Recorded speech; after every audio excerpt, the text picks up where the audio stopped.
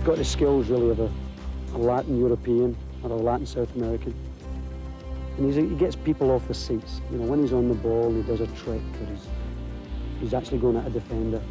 That's the thing people pay to see. This sort of like star quality that he has.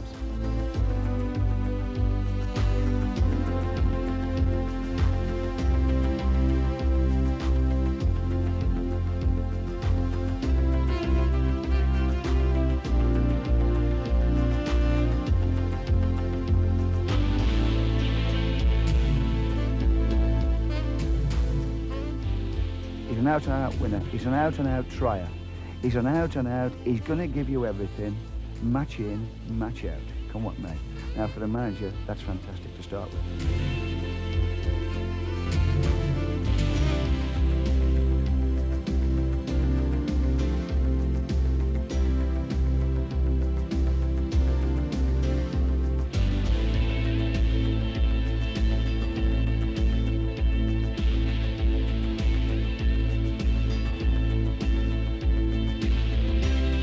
He's a 10-year investment. I'm sure he is for Arsenal, and as long as he's an investment for Arsenal Football Club, he's got to be an investment for England.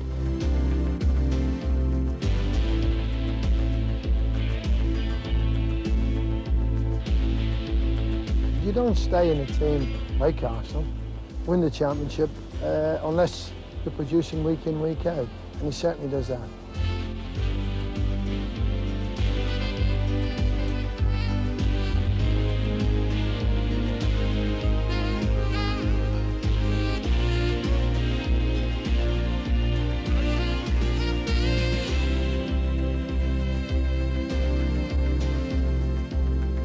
If I was, like I say, if I was a supporter, I'd go and watch him every week because he's so entertaining, and he's a match winner. You know, his goal he got at Liverpool last year, I think in the Mercantile.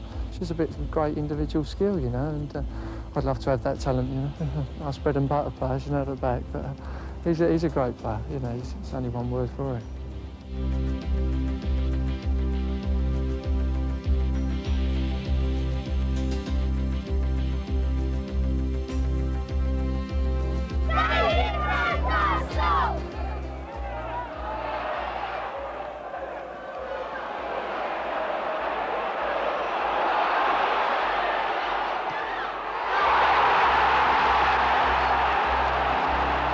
A truly golden moment. And it's for moments like those that David Rocastle has earned great praise from the highest levels of the game. David Rocastle is one of the most exciting talents to burst onto the First Division stage in recent years. His highly individual talent has won him major honours with his club and gained him a place on the international stage with the senior England side. All that, and he's still in his early 20s. David was born in Brockley, South London, on May the 2nd, 1967, just a few yards from the school where his talent would be nurtured in later years. He was one of 4 children, and his mother recalls that destiny seemed to smile upon him even before he was born. Well, when I was pregnant with him, I was walking down the street and I saw this gypsy woman, and she said to me, "Would you like to buy some lace?" I don't believe in things like that. She said to me, I'm going to have a famous son. So I told his dad, you know, what this woman said to me. So you'll have a boy and he'll be famous. And we used to always wonder, you know, is it true? You know, I've never thought about football or anything like that. When David was 5, his father passed away, and he soon took on responsibility for the others. Sister Karen remembers what life was like under David's rule. I suppose it weren't too bad. The main thing is we used to have to iron his shirts, make him tea. You know, he was like a little slave driver, really, because he was the oldest. So, and he used to, like, we had to go to a shop for him. He used to like his sweets. He used to have, like, Twix and Kit Kats tucked under his bed. I can remember my mum saying, why can't you follow your brother's footsteps? You know, he was a good one. Well, obviously, the early days were actually when my father had died and my mother had to look after us all.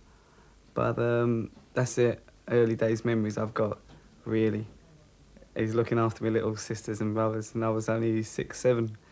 And people telling me how lovely my father was. but it was a bit difficult because I didn't really understand what they were talking about, really.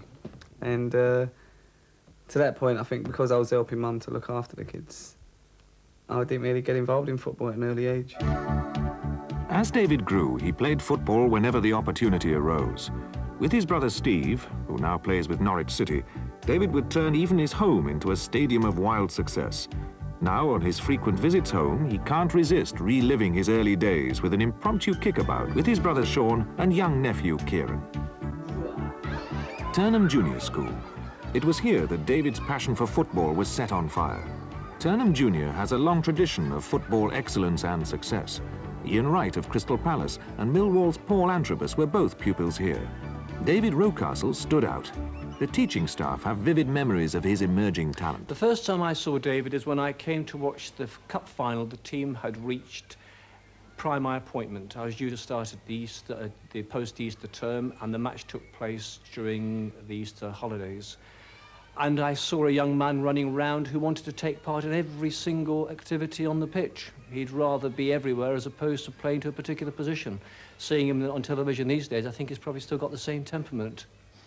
Then I saw a young man during the term time, polite, hard-working, always willing to do whatever he's being asked to do, and attaining standards not only on the sports field, but also in the academic side.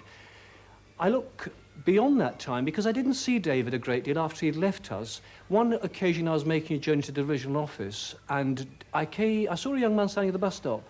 I recognised him. This was probably 3 years after he'd left, and I drew the car up. I said, "Where are you going, David? I'll give you a lift." And at that time he was travelling to Roger Manwood Secondary School, and he was going to the Annex. And we had a conversation lasting probably about 15 to 20 minutes, during which we were talking about his desire to become a footballer, but that was tinged with the fact that he wanted to achieve standards inside the classroom also.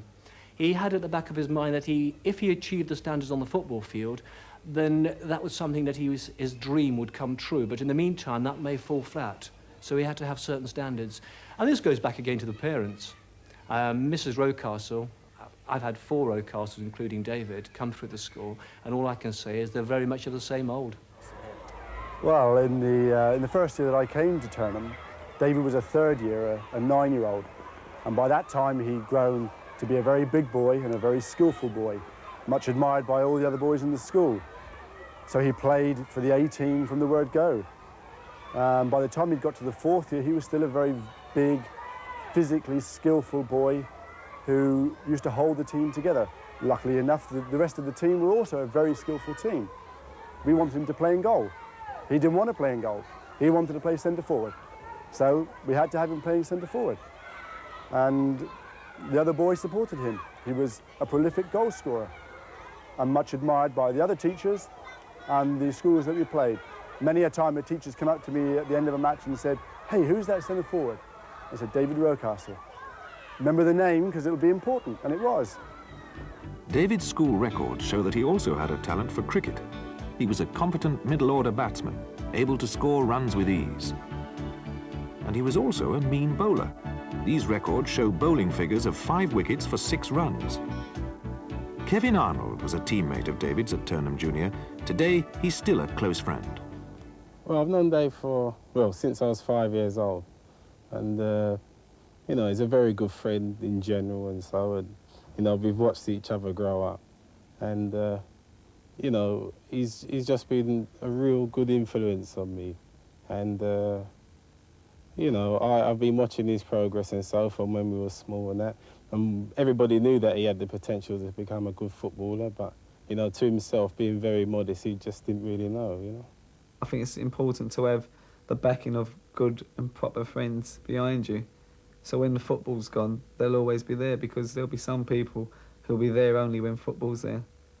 And as soon as you finish playing at the top level, they might not be there anymore to give you the support you want.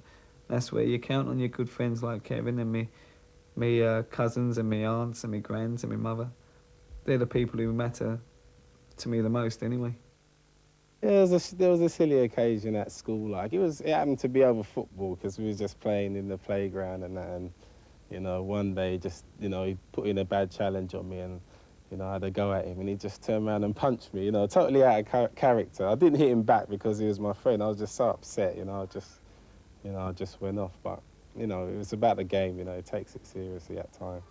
Ian Wright was also a school friend with his own clear memories of David's early footballing skills.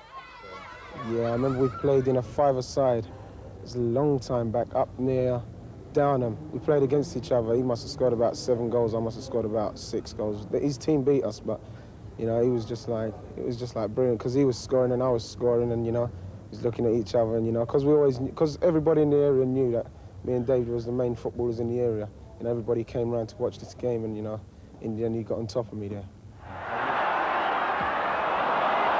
back by Richardson. Andy Gray called in possession.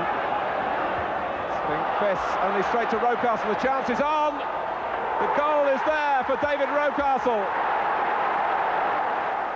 David always showed superb goal-scoring ability, and that's what first brought him to the attention of an Arsenal scout. I was playing for one of my games for Roger Manwood.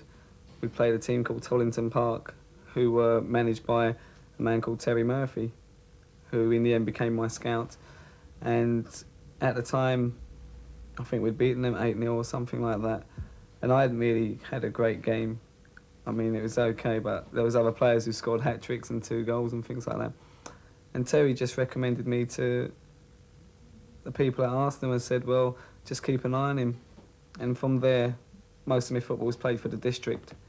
And from district, you can get recognised for everywhere, really. And that's where I got in contact with Michael Thomas for the first time, playing through the district. And from the district, that's where I was mainly watched by Arsenal. When we had a practice game and we'd asked David to play, he'd say, I'd have to check with my Sunday team manager. He was very loyal. He's loyal. This was one thing that came over with David. Very loyal. Although we were the Arsenal, his first priority was with his Sunday team. The loyalty was there. That was good. David used to come to training at times with, you know, his coat would be up here and his trousers would be up a little bit higher. And, you know, I'd said to him, well, Dave, you know, can I help you out and, you know, get a new coat or trousers? And he wouldn't accept anything. I mean, he's a very proud person. And this is one thing that, you know, really came over with David. Because he was an individual, one wondered whether they could turn him into a team player. But I think because he was a very good individual, you know, you had to take a chance on him. But it was David's South London roots that almost took him in another direction. My first ever club was at Millwall, where I went down for trials at Crofton Leisure Centre, and I stayed there for a while. It must have been about a year. This was when I was about 13. And we used to train every Wednesday, I think it was, after school, which was just in Crofton Park, which it wasn't far from where our school was, not as far as Arsenal anyway. And I used to go to training with them during the school holidays, etc. And I played a couple of games for the sides against Brighton and some other teams. And then one day I got a letter at home saying, you know, dear David, thank you, but no thank you, and hoping that I'll make it somewhere else. And I mean, at 13, it was quite a killer, really. I thought, well, that's it, you know, I'll just concentrate on my schoolwork now and see what happens. But then, quite fortunately, Arsenal picked me up from there. David eventually joined an Arsenal team that comprised some of the best talent of the day. Players like Charlie Nicholas, Tony Woodcock, Pat Jennings, Kenny Sansom and Viv Anderson. All were regular members of the first team, all sporting giants, an unnerving as well as exciting experience for a young apprentice. At first, it could be quite awesome, really, because you see players who you only see on cigarette packets and in the football books, really. And then here you was sitting next to Pat Jennings at the dinner table, or Graham Ricks, and there was Steve Williams. And Arsenal had a lot of internationals at that time. And the lads were a bit frightened. I think it's just a normal occurrence, really, that would happen. The lads were frightened. But they tried to make us relax, and they used to say things, you know, why don't you come and sit over with us and talk to us? And even though they said that, it still wasn't the same, because you were so in awe of them that you thought, well, God, here I am sitting next to Pat Jennings, the legend Pat Jennings, and what should I do? What should I do? Should I eat properly, or should I do this? Then after a while, they just made you feel so welcome that you were quite relaxed in the end. Well, he's always struck me as a very level-headed boy. I can always remember one instance when everyone was back at Highbury and we were training, and just as a as they were all getting changed or whatever, I was having a talk to a few of them, as I used to do then.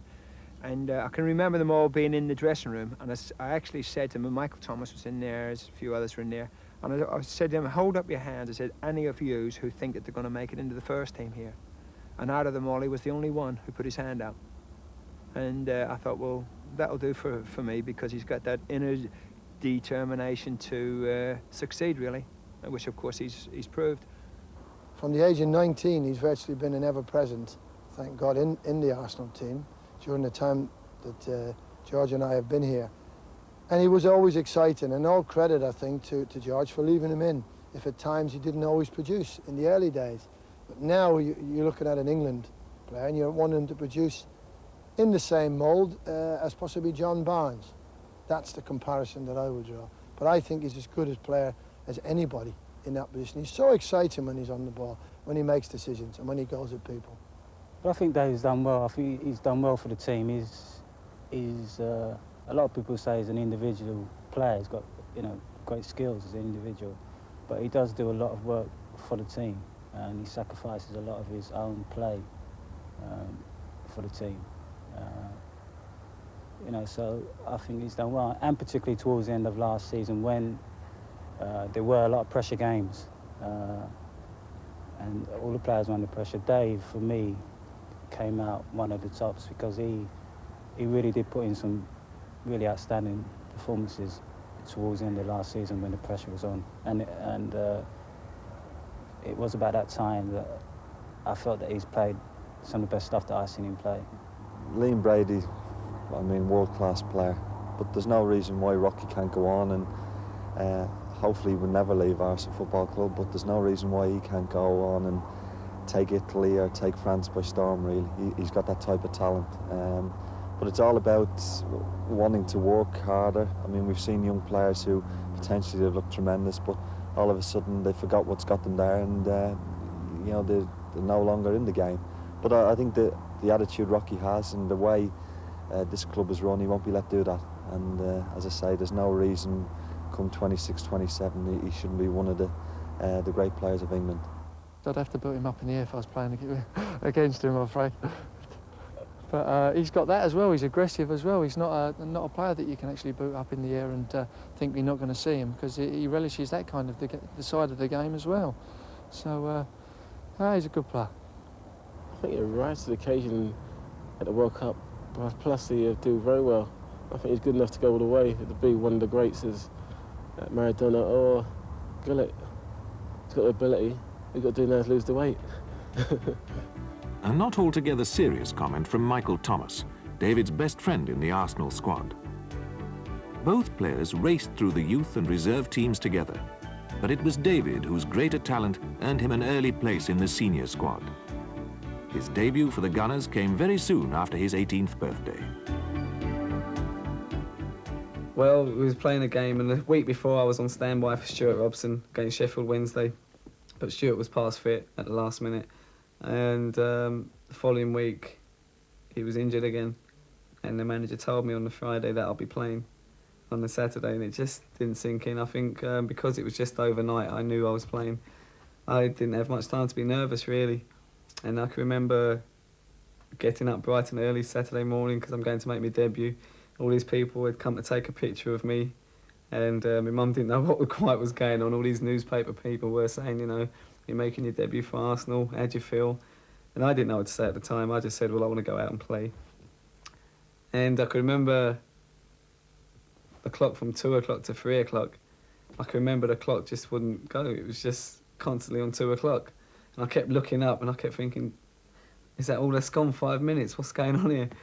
Then in the end, it seemed about 3 hours later, from 1 hour, that the kick-off time came.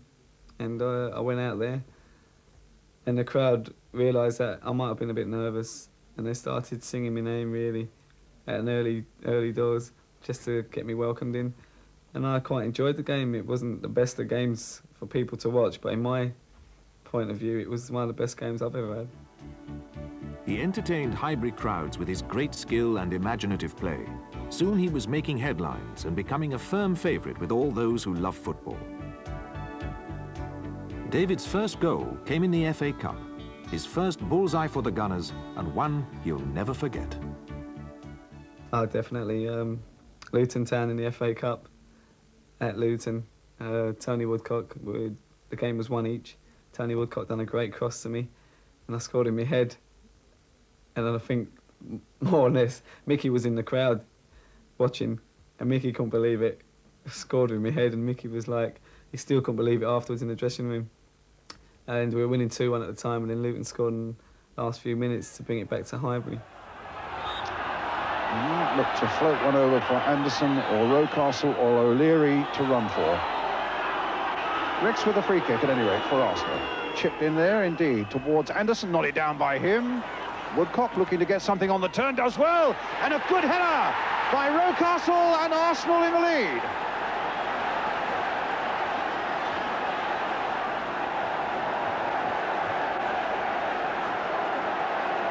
Well, they've come storming back superbly, Arsenal. A good nod down there by Anderson. The turn here by Woodcock, and Rocastle's header beyond Les Seeley. 2-1 to Arsenal.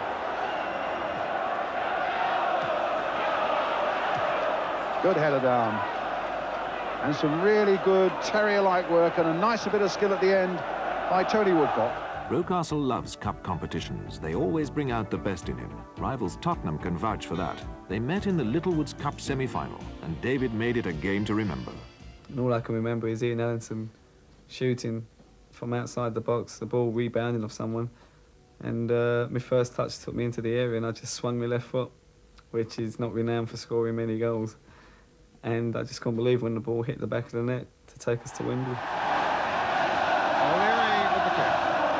Deep, deep one. Quinn hoping to get on the end of it. It comes to Allenson. Driven first time. It might go anywhere. Rocastle! Arsenal are through to Wembley.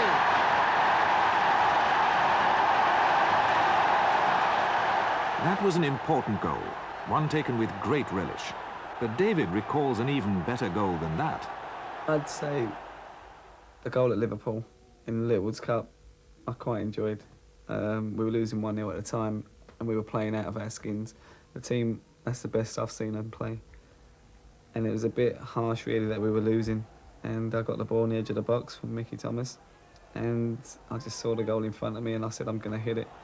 Because Mike Cooper, who had been in goal at the time, was having an outstanding game. He was saving everything.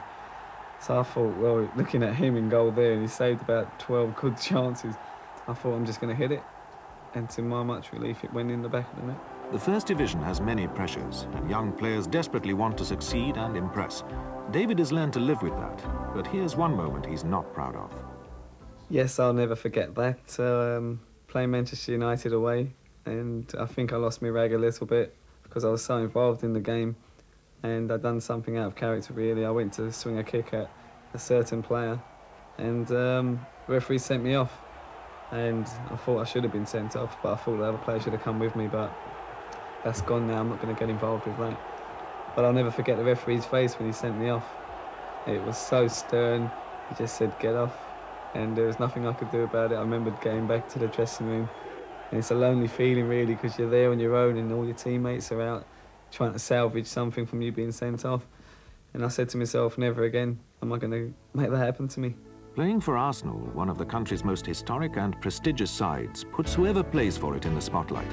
Being black and in the glare of the media put an extra responsibility onto David's young shoulders, a responsibility that he's learned to cope with. At first, it was something new to me I didn't really know about. When we used to play Sunday football, if someone gave you racial abuse, you'd tell him what for. But obviously, in football, in the First Division, you couldn't do that. You had to be calm and collective, and you had to realise that they were just doing it for a reason. And at the end of the day, it's only words anyway. In the team at the time was Viv Anderson and Paul Davis, so I think they got most of it more than me because I was just a little kid starting out. But I used to watch how they handled themselves and the manner they led, and I used to learn from them, really, how to handle it. And then obviously, once you start playing for a few years, and people start going on to you about it, and then they carry on. And then sometimes you think, oh, why don't you just shut up? But then you think, well, I'm going to show you what for. And then you score, and you feel quite happy about it because you're scoring and they can't believe it because you've scored.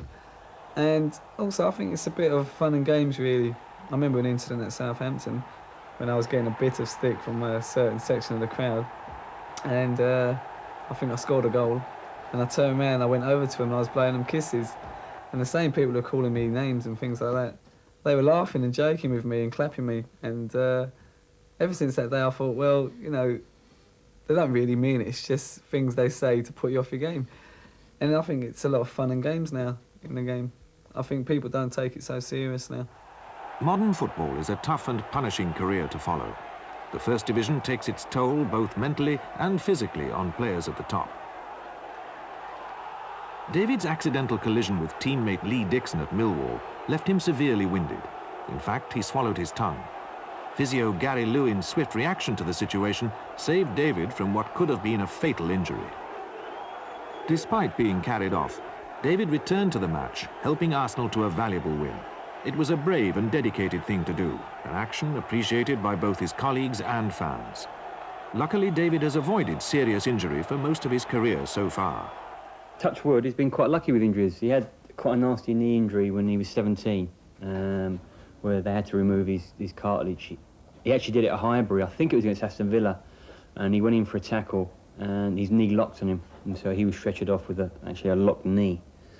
And they had that removed. And apart from that, the only main thing he's had is kicks and ankle twists and things that you can actually treat quite well, and they're not long-term injuries. I mean, one of the things that annoys us because of the player he is, he's always being tackled quite hard, and, often unfairly, but he just jumps straight up again. And sometimes he does that without realising he's actually hurt, and then the game's going on again and he's limping around. And sometimes that's causes a problem in that we don't really know how bad he is. And he might come in a day after a game or the following day, and then you realise how bad the damage that's been caused. And that's, as I said, sometimes that's been a problem to us. But he's been ever present, so obviously he's never had major injury, which is very rare nowadays, because often players during the course of a season are going to pick up injuries.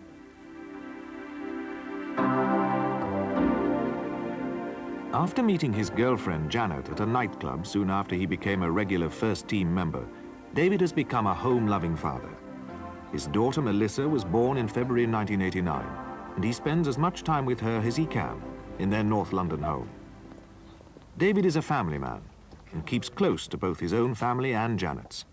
At home, he can escape the pressure of the First Division and get some much-needed rest. Well, the family are really lovely. He is close to his family, and I met them and they were really nice to me, you know, and both families keep in touch. My mum keeps in touch with his mother and go there for dinner and they come to us. But, you know, really nice family. They've accepted me because he goes away so often. He comes and first time he saw her sitting up on her own, he's like, Jan, look. I said, yeah, you know, he misses out on these little things, but she shows it to him and he knows. When Janet was pregnant at the time with Melissa, we had a big discussion because we had a trip to go on with England playing Greece.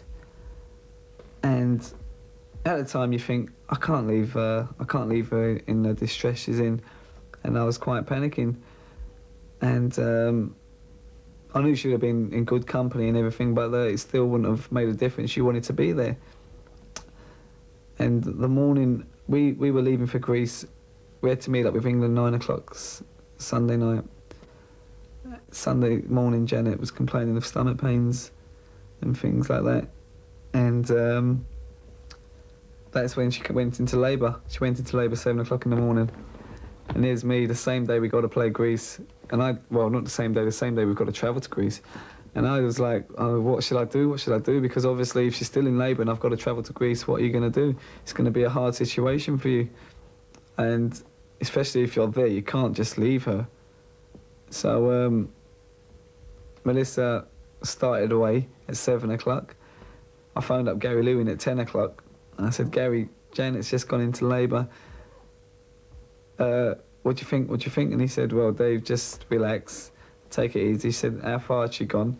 And I just heard them keep saying 7, so I don't know. I'm not a doctor. I never knew what 7 meant. So I said, they keep saying something about 7. Gary said to me, get yourself up there now, she's going to have it within an hour. And obviously that made me relax a bit more, because I thought, I'm going to see the birth. And I won't have to go away with England feeling that I've left her in the lurch. And 11 o'clock came, and that popped Melissa, and I was the first one to hold her, which the feeling was unbelievable. I felt so much relaxed.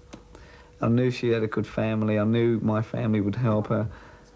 And then I had to clean myself up, have a quick shower, popped on flowers back to hospital, kissed my baby, and then I drove up the motorway to Luton to join up with the rest of the England squad, which had the champagne on ice for me.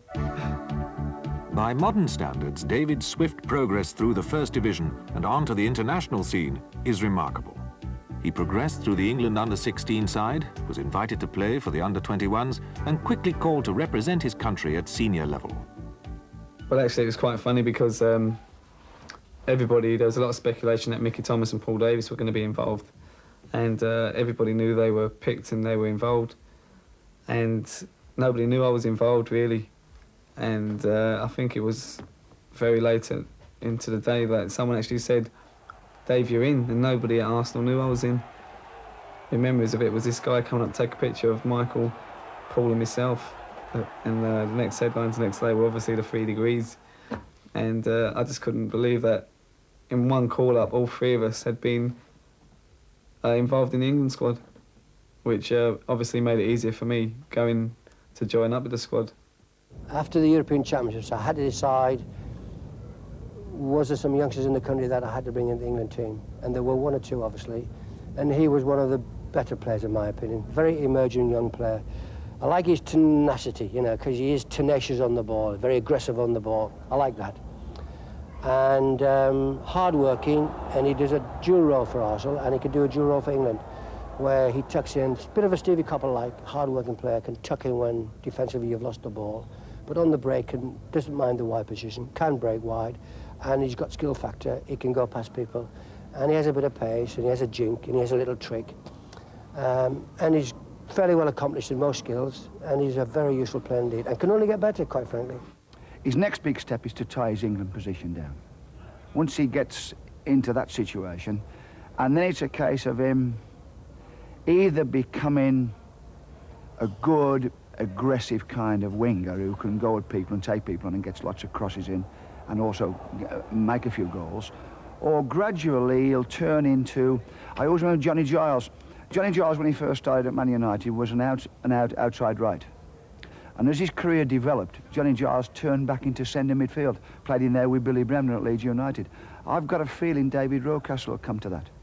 Because although he has good ability on the ball, he's got good vision, and he's a terrific defender as well. He's a very resolute defender, and he gets his foot in, and he means it. So he has got the capabilities to become one of that type of player. Probably the only thing he needs to do now is get this consistency. Because he's got so much talent, right? I'm a greedy person. I want him to produce that talent for 90 minutes of every game. And I'm sure David thinks I'm sometimes a little bit hard on him. But I see this talent and I want him to use it. I want him to sort of reveal it for as much as possible and for as long as possible, not only in individual games but throughout the season. And he's no question he's capable of being an international star.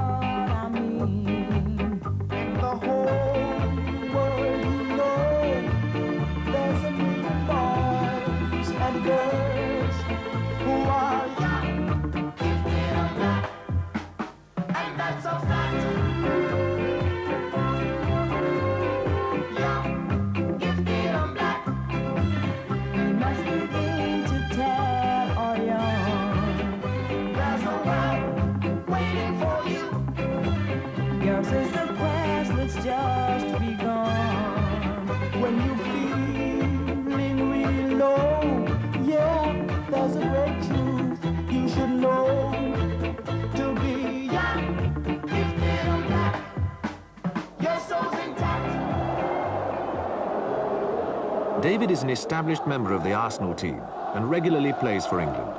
By any standards, he is a success.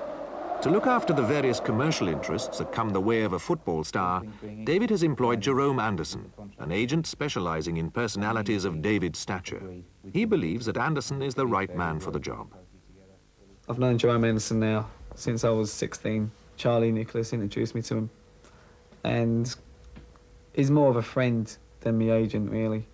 I mean, he'll set up deals with me, and because you can't go without having an agent if you're playing for a club like Arsenal and you're being successful, because you need someone to cover the outside of the game, off the pitch things. And you don't want to be dealing with that as well as playing football, because you can't concentrate 100% on football.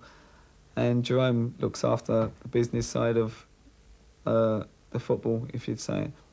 And I'm quite happy with that, because I don't get into any squabbling or any nasty or bitchiness going on. What a lot of people don't know is that David Rocastle, as an individual, is one of the finest ambassadors for our national game. He's a gentleman. He's always been a gentleman ever since the first day I've met him, and that's our relationship has now been going on for some sort of 6 years. So we've virtually grown up together. He is the first to sign autographs for kids that may have waited an hour just to take a glimpse of him. He will sign and wait in the pouring. I've seen him in the pouring rain, even outside of my office, without an umbrella, getting soaked to the skin, signing autographs for kids who have waited to see him. He attends numerous charitable events up and down the country, not just in London, up and down the country. And he is one, as I said previously, he is one of our national game's greatest ambassadors. You get letters from fans asking you to do various things, like if their mother's sick or their little brother's sick in hospital, and if you can do something to just make their day.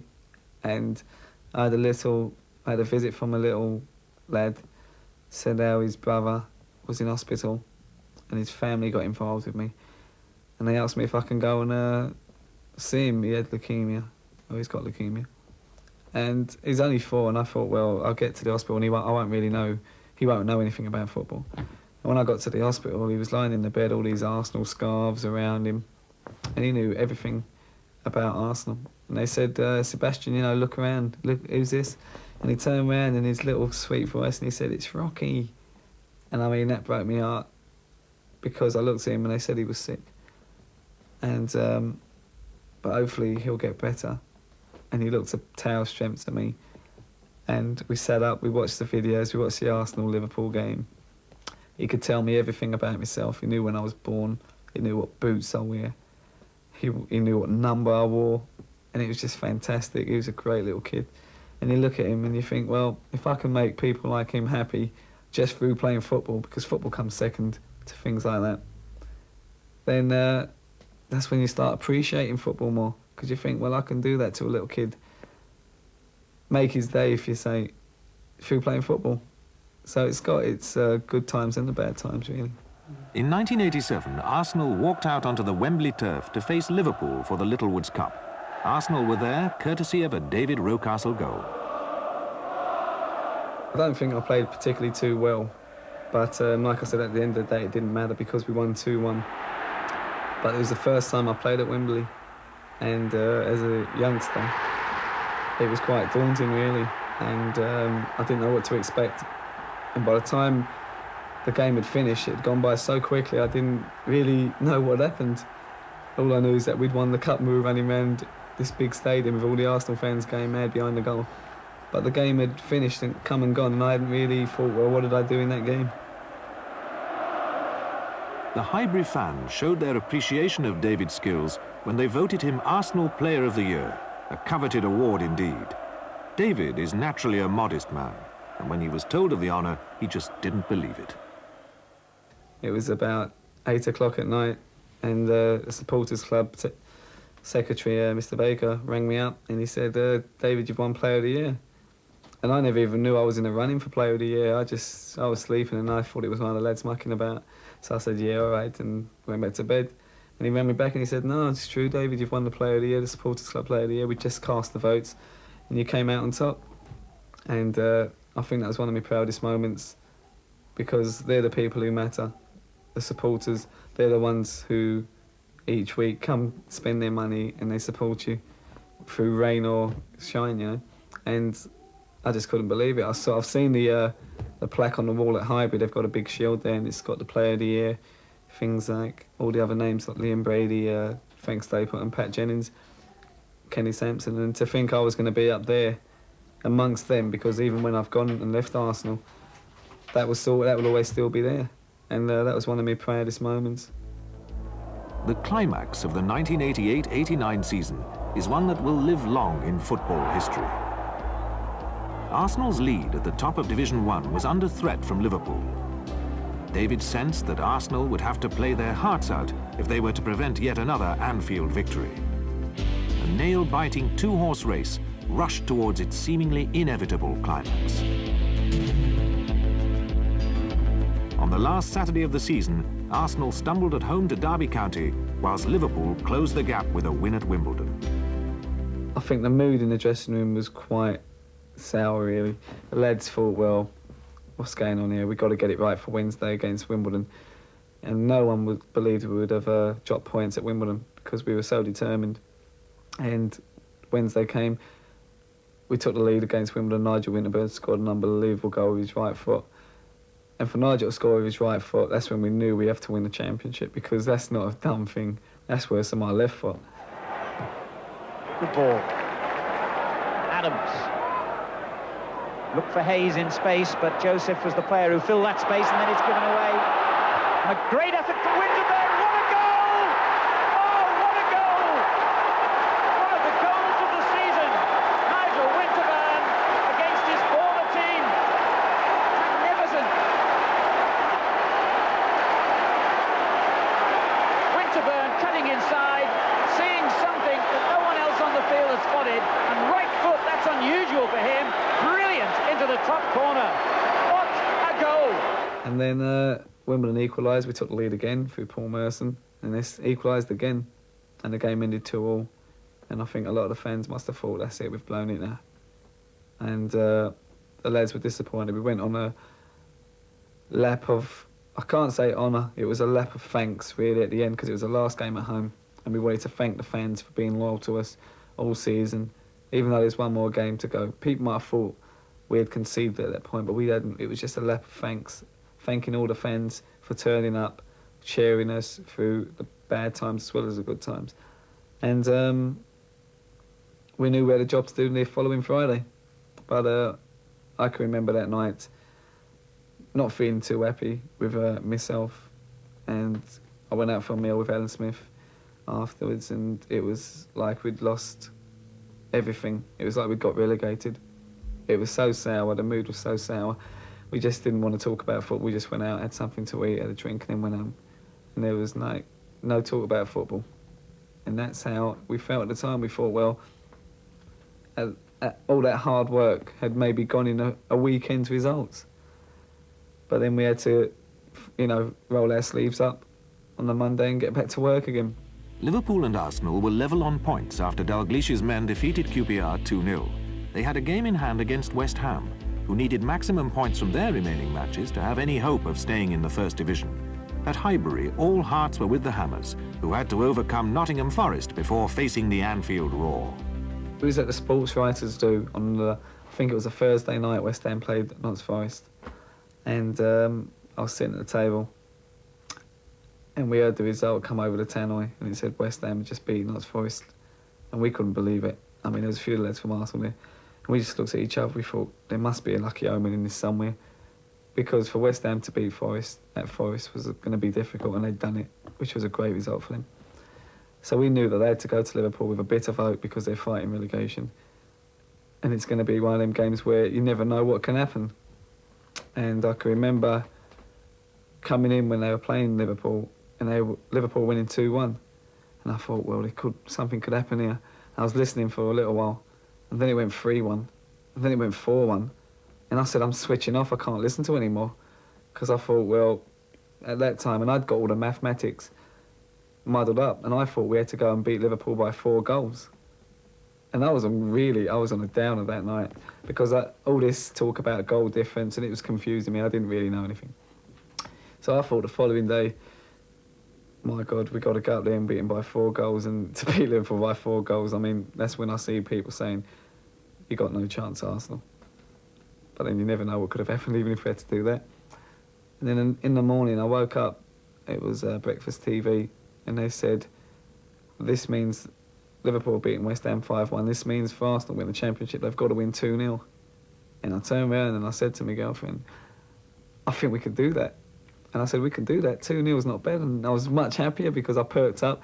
She said, see, it's not so bad now. I said, no, I thought we had to win 4-0.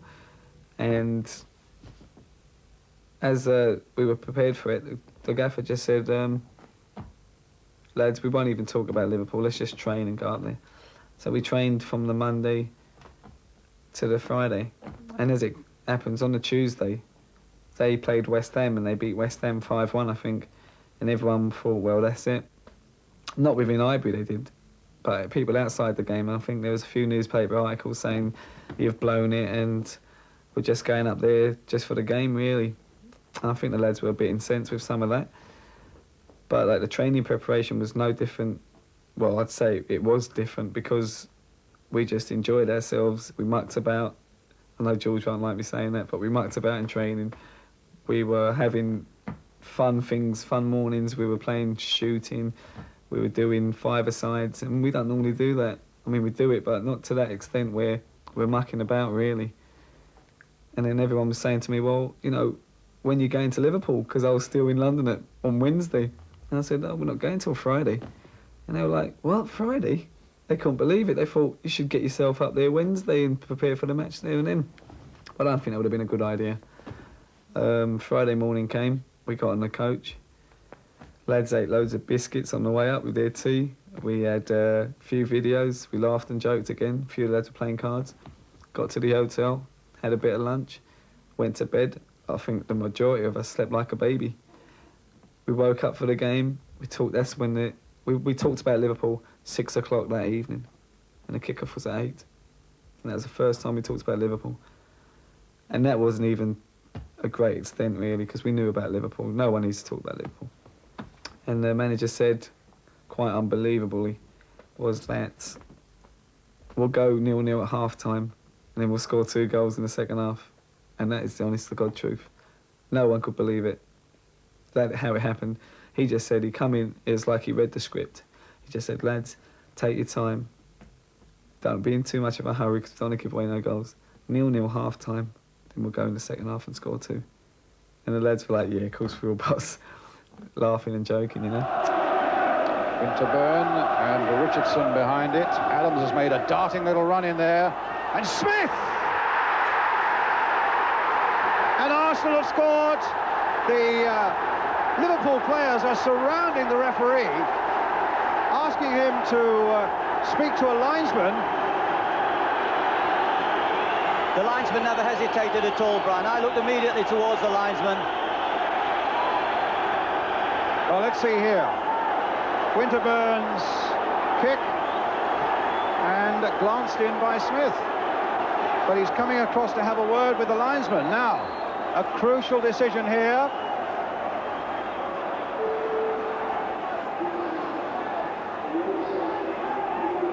Liverpool were claiming that Smith handled the ball. On the word of the linesman, so much will now depend.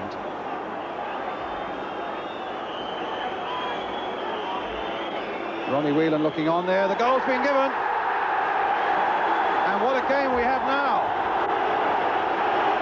The breakthrough by Arsenal. Their fans are delighted. The Arsenal bench wonder what happens now. Flicked across there on the far side. It was touched in by Smith. Well, there's John Barnes saying, come on, as he shouts to his teammates. John Aldridge over there. Let's just keep it going for a few seconds more. Richardson is down again. He's presumably will have to go off. And remember, Arsenal have both their substitutes already on. 1 minute to go. McMahon has got the word from the cop, obviously. But nobody knows quite how much time the referee will have on. But there's a real competitor, and there's a man who really has earned a championship medal.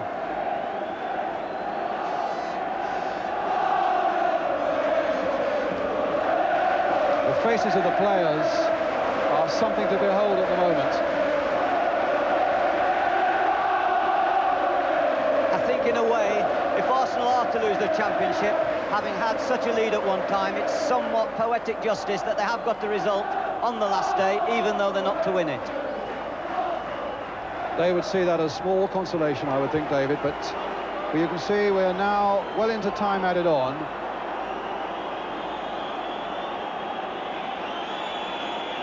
Just a few seconds away now for Kenny Dalglish, unless Arsenal can mount something absolutely spectacular in the few seconds that remain. Nichols in there, Barnes is in there, Adams has stopped him, Barnes has beaten Adams, Aldridge is waiting at the far side, Adams is after his man, but Barnes will not be denied. Yes, he will, by Richardson, moment ago, down and injured. Arsenal comes streaming forward now in surely what will be their last attack. A good ball by Dixon, finding Smith. For Thomas, charging through the midfield. Thomas, it's up for grabs now! Thomas! Right at the end! An unbelievable climax to the league season. Well into injury time, the Liverpool players are down, absolutely abject. Aldridge is down, Barnes is down, Dalglish just stands there. Nichols on his knees, McMahon's on his knees. Suddenly it was Michael Thomas bursting through. The bounce fell his way. He flips it wide of Grobbelaar. When he had scored, all I could think about was just try and keep calm. There's about 10-15 minutes to go. 10-15 minutes from winning the championship. And I never knew that there was a minute to go. And I don't think anybody knew there was a minute to go. Mate, obviously on the bench they knew and they were getting instructions out to players, but I never knew. And then when I asked the ref, I said, ref, how long to go? He said, any minute now. And I said, sorry? He said, that's it. And I could not believe it. All I kept thinking about was, we're champions, we're champions. Blow the whistle, ref, come on, blow the whistle. And all I kept thinking was, I just don't believe it. I still can't believe it now. It's taken a long time to sink in. And then when the ref blew that whistle, I just could not. Everyone just sank to the knees and just tried to realise what was going on in front of us. I mean, it's not every day you're going to win a championship like that, and I don't think it'll ever be won again like that. And I didn't know what to do. Didn't know whether to go to the players, go to the fans. I just stood there, and everyone just jumped on top of each other and started hugging. And you can see the emotion in the players, how much hard work they'd put into it. Because everybody hugged every player. I mean, it was a hug like you haven't. It's like a brotherly hug where you haven't seen someone for a long time. It was one of them, and it was every player, even the people who were on the bench. Players had come up like Paul Davis, Brian Mulder injured, Kevin Campbell, one of the youth team players, Stephen Morrow. There was reserves there, and everyone just danced, hugged, and we just could not believe it. I think we just looked at each other. We could not believe it. And even George Graham got in on the act and started hugging a few players. That's when the lads definitely they couldn't believe it.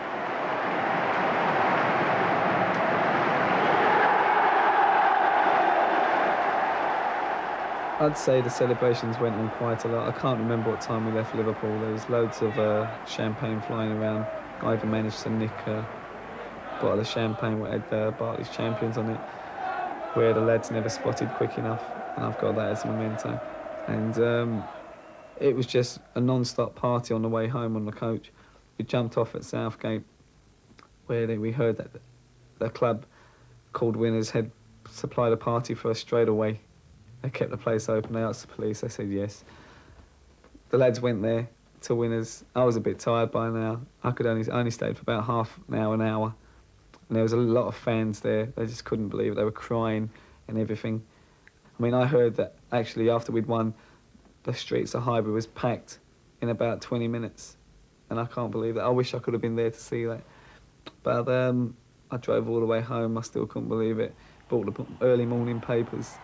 Still couldn't believe it. Saw the goal on the breakfast TV. Still couldn't believe it. After the parade, that's when the lads realised that we'd won the championship, because the supporters, they were big grown-up men crying their eyes out.